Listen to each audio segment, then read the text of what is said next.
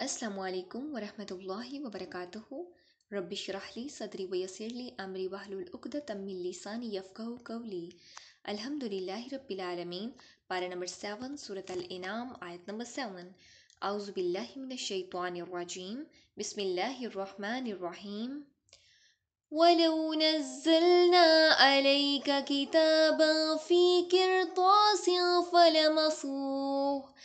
فلمسوه بأيديهم لقال الذين كفروا إن هذا إلا سحر مبين۔ اور اگر ہم آپ پر کاغذ میں لکھی ہوئی کتاب نازل کرتے کہ جسے وہ اپنے ہاتھوں سے چھوتے، تب بھی کفر کرنے والے ضرور یہی کہتے کہ کھلے جادو کے سوا یہ کچھ نہیں۔ اس آیت کی تفسیر میں ہم دیکھتے ہیں کہ اللہ رب العالمین فرما رہے ہیں وَلَوْ نَزَّلْنَا عَلَيْكَ كِتَابًا۔ اب ان لوگوں کا ذکر ہے جو انبیاء کے معجزات کی کوئی الٹی سیدھی تعویلیں کر کے انہیں جھٹلا دیتے تھے۔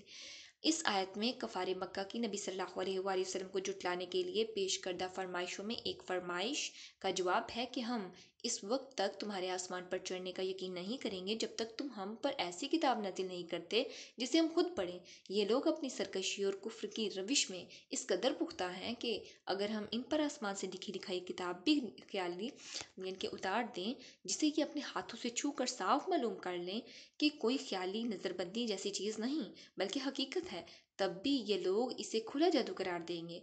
پھر اگر یہ بدبخت قرآن کو جادو قرار دیتے ہیں تو کیا تعجب ہے۔ شاہ عبد القادر رحمۃ اللہ علیہ لکھتے ہیں کہ جس کی قسمت میں ہدایت نہیں، اس کا شبہ نہیں مٹنا۔ وہ مزید کوئی نہ کوئی تعویلیں کرتا ہے، فرمائشیں کرتا ہے، اس میں نقص نکالتا رہتا ہے۔ اگر آپ دیکھیں سورۃ حجر آیت نمبر 14-15 میں اور سورۃ طور آیت نمبر 44 میں تو آپ کو اس کی مزید تفصیلات مل جائیں گی۔ آیت نمبر 8۔ وَقَالُوا لَوْلَا أُنزِلَ عَلَيْهِ مَلَكٌ وَلَوْ أَنزَلْنَا مَلَكًا لَقُضِيَ الْأَمْرُ ثُمَّ لَا يُنظَرُونَ۔ اور انہوں نے کہا کہ اس پر کوئی فرشتہ کیوں نہیں نازل کیا گیا، اور اگر ہم کوئی فرشتہ نازل کر دیتے تو ضرور کام ہی ختم ہو جاتا، پھر وہ مہلت نہ دیے جاتے۔ اس آیت کی تفسیر میں ہم دیکھتے ہیں وَقَالُوا لَوْلَا أُنزِلَ عَلَيْهِ مَلَكٌ۔ یہ نبوت کے منکرین کا ایک اور اعتراض ہے کہ اگر اللہ رب العالمین کو مخلوق کی طرف رسول بھیجنا ہی تھا تو وہ انسان کی بجائے فرشتہ ہونا چاہیے تھا، یا فرشتہ اس کے ساتھ پھرتا اور کہتا کہ یہ اللہ کا رسول ہے، اس پر ایمان لے آؤ ورنہ تمہیں سزا دی جائے گی۔ وَلَوْ أَنزَلْنَا مَلَكًا لَقُضِيَ الْأَمْرُ۔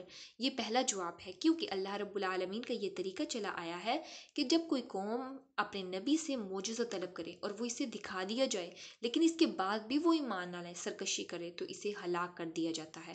اس لیے اگر کوئی فرشتہ اصل صورت میں نازل ہوتے، یعنی کہ اگر کوئی فرشتے اصل اپنی حالت میں یا اصل صورت میں نازل ہو جاتے تو ان کے پاس عذاب لے کر آتے اور ان کا قصہ ہی تمام ہو جاتا۔ سورہ حجر آیت نمبر 6 سے 8 اور سورہ فرقان آیت نمبر 21-22 میں ہم مزید انشاءاللہ اس کی تفصیلات پڑھیں گے۔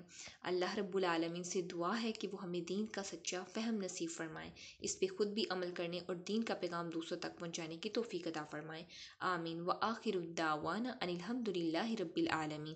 سبحانک اللہم وبحمدک، نشہد ان لا الہ الا انت، نستغفرک ونتوب الیک۔ السلام علیکم ورحمۃ اللہ وبرکاتہ۔